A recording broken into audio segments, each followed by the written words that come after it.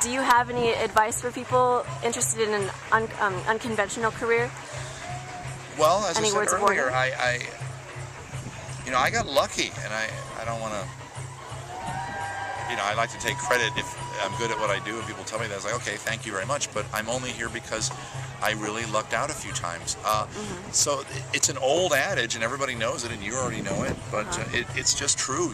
And a lot of these old sayings you hear, you're like, is that really true? And it doesn't really ring true. But this one is. I swear this one is, and it's the old one, do what you love. Great. Do what you love, find out how to make a living at it later. I did this because it was fun.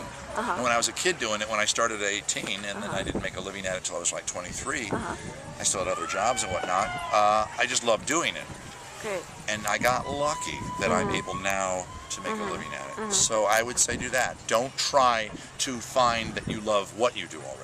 And if you don't, then you have to make a serious life decision, which I'm certainly not going to, on film, tell anybody to do. I don't want anybody coming back to me saying, you told me to do this and I did and it didn't work out. It's a good thing to consider, though. Consider doing something else.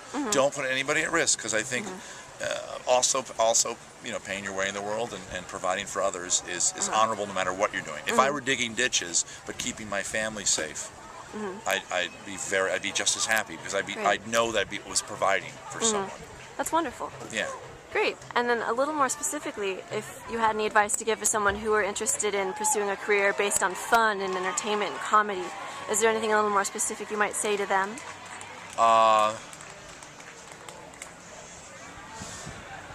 maybe some advice that helped you. No, you have to know yourself. Yeah, you have to know yourself. If you put a show together, if you're an actor, or if you're anybody who goes on stage, you have to know yourself.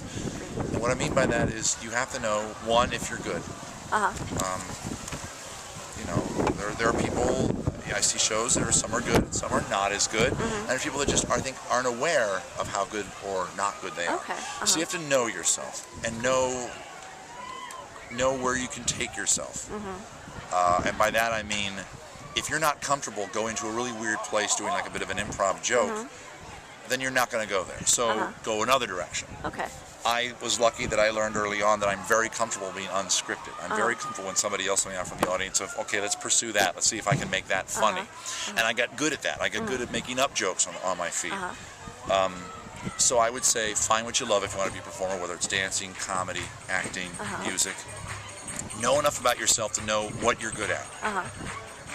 And make that who you are. Instead of trying to morph yourself. These days it's like, okay, who's the next boy band? Okay, who's the next rapper? Who's the next action hero? Be who you are. That's why you hear of all these indie actors in the small, low-budget films that get like these careers for years. It's because they never conform. They're always who they are. I can't think of the guy's name. There's an actor off the top of my head, but I'm blanking on his name. But he's been in a lot of Coen Brothers stuff. But he's never conformed, and he still has a career to this day because he's always this guy who's very comfortable in his skin. Be comfortable in your skin, I guess that's the best advice.